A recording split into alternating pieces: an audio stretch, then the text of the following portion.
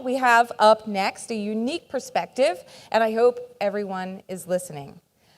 Under the pilot shortage, more than 300 airports have seen sweeping air service reductions since 2019.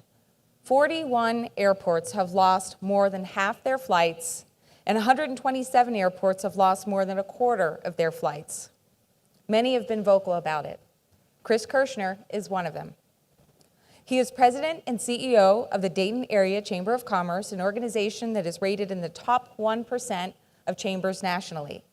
Chris was appointed by Ohio Governors Mike DeWine and John Kasich to serve on the Ohio Department of Transportation's Transportation Review and Advisory Council, and he serves in Washington on the U.S. Chamber of Commerce's Committee of 100. More importantly for us, he has rallied for improved air service for his community. Please join me in welcoming Chris Kershner. Thanks, Faye. It's good to see you. I know. Thanks so much for having me. Good afternoon. Thanks so much to the RAA, and thanks to Faye and Drew for having me. I'm telling you, you guys are in amazing hands with this team. They are some of the best advocates that I've ever worked with when it comes to getting things done on the Hill. So, Faye, congratulations to you and your team. I know it's not an easy task, but you guys work hard to represent your members all the time, and it shows. So, congratulations. Real quick, Faye gave a wonderful, very generous introduction of me. I'll give just a little more detail about who I am, who the Dayton Area Chamber of Commerce is, so you know what you're dealing with here. I've been at the Dayton Area Chamber of Commerce for 18 years. Previously served on staff on the Hill in the U.S. Senate, previously served on staff in Columbus, Ohio for the Ohio Speaker of the House.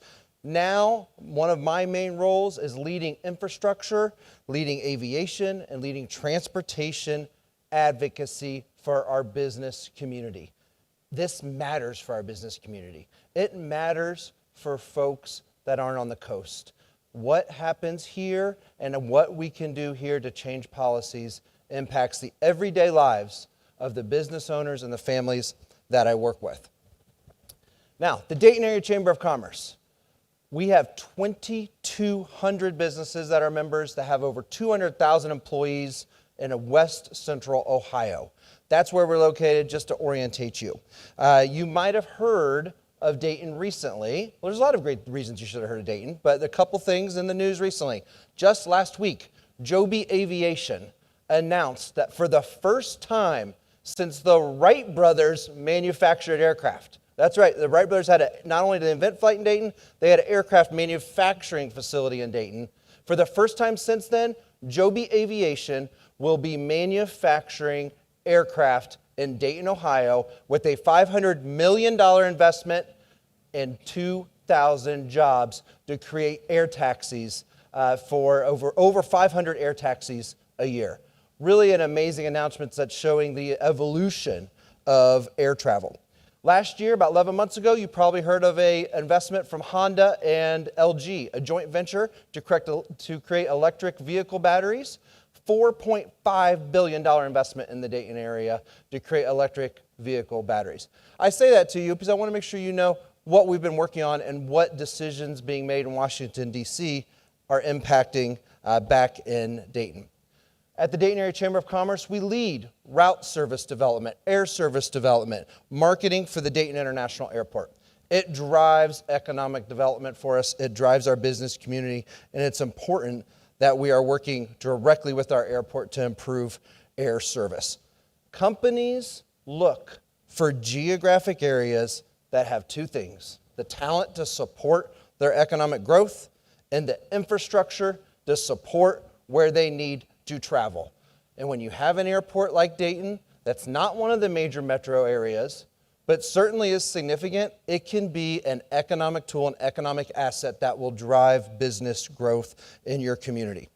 Our catchment area, which I believe is going to be on a slide they'll pull up here in just a second, you're going to see, so that's Dayton in the blue. Our catchment area is 1.5 million people. What is unique about Dayton is our geographic area.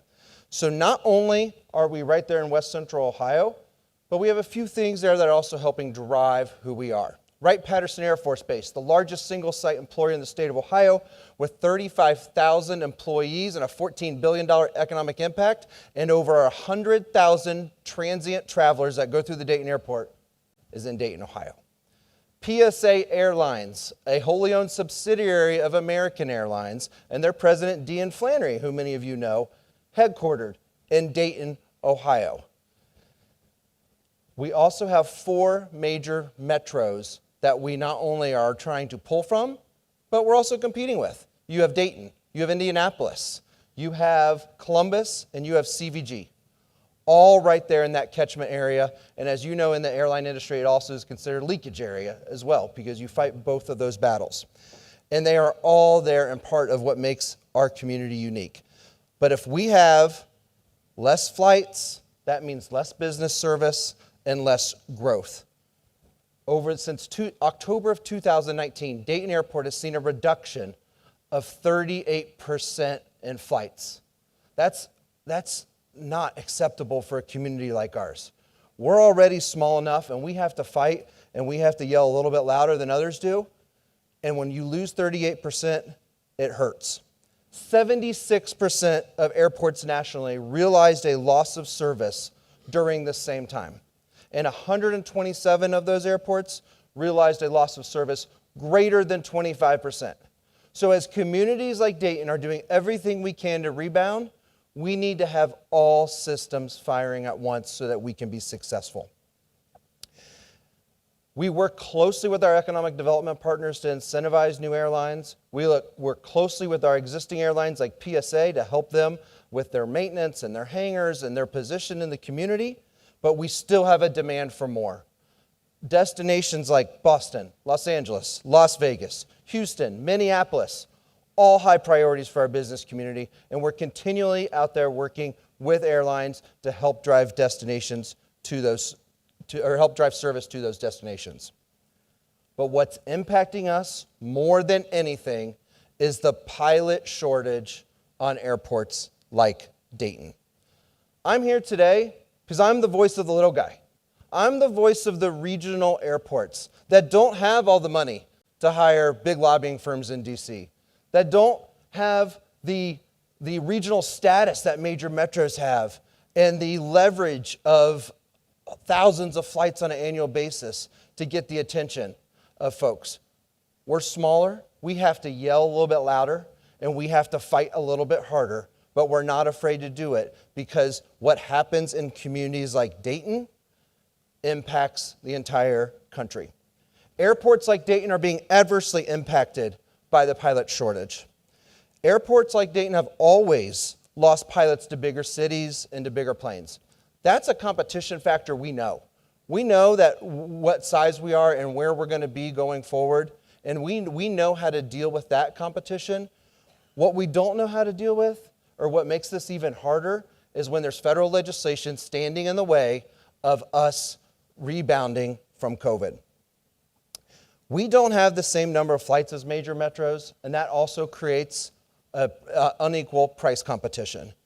Workforce is the number one issue for the business community across the country, and airlines are faced with that exact same problem, except they have to deal with arbitrary rules that keep pilots out of planes that aren't based on performance, safety, or capabilities.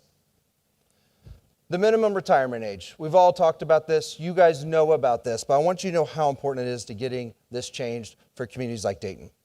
There is no reason that a pilot who is 65 years old in one day and is perfectly capable of flying a plane should not have the opportunity to solve one of our workforce challenges. Congress must raise the retirement age and keep good, safe pilots flying. PSA Airlines, who I know well, who we've talked about, they have 15 to 20 planes on the ground today that could be in the air if we could just solve this problem. That's more flights for Dayton, and that's more flights for communities like Dayton across the country. Additionally, flight training flexibility. Pilots are required to have 1,500 flight training hours at an approximate cost of $200,000. Many pilots get these training hours flying single-engine prop planes. Now, I'm not a pilot, but I can only assume that there is a big difference between a Cessna 150 and a CRJ 900 with dual engines in modern aeronautics. We have some of the best flight simulators in the world that would get more pilots trained cheaper, quicker, and better. We just need the rules to allow us to do it. And then there's visa waivers and flight training reciprocity for those from other countries.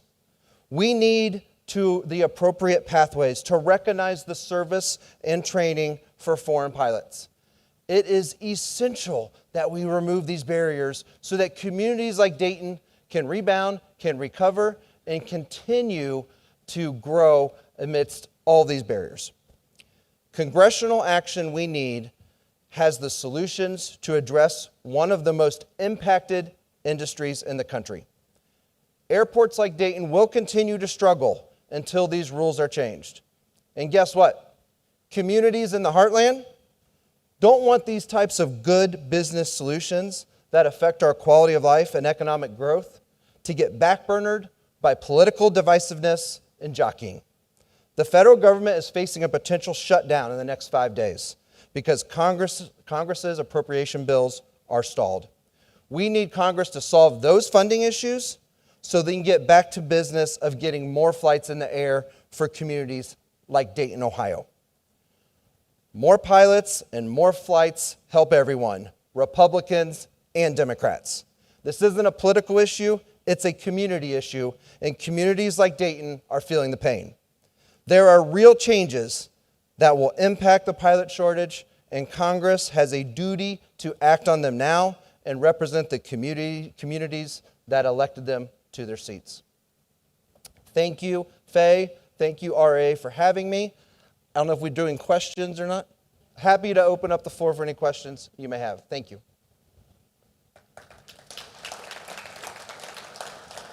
Yes, sir. You make some very compelling arguments that all of us have probably made ourselves. What's been the response when you go to the Hill and you send one of your representatives to the Hill? Yep. So our relationships in Dayton are with those from Dayton and from Ohio. And the response is positive. Folks from Ohio want to get this done. They want to accomplish it. But what's getting in the way is the political matzo ball that's happening over on the Hill. There's a lot of other things that are impeding what they need to do for Ohio. Ohio is unique. We have a lot of metropolitan areas. Think about Cleveland, Columbus, Cincinnati, Dayton, Toledo, Akron, Youngstown. So we have both major metros and small metros. And they know, the folks from the folks from the Senate, the folks from the House know the impact on smaller communities like Dayton, and they want to be helpful, but they're not the only ones voting at the table, and there's a lot more that's getting in their way. Yes, sir.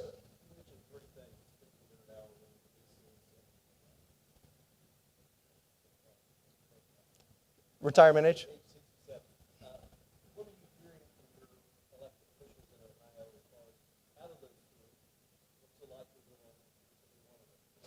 Retirement age is most popular. Retirement age seems to make the most sense to them. It is what they believe we have the best chance of accomplishing now. Everything is going to take a lot of political will, a lot of fortitude to get done. But moving the minimum retirement age from just as simple as a few years can make a huge difference.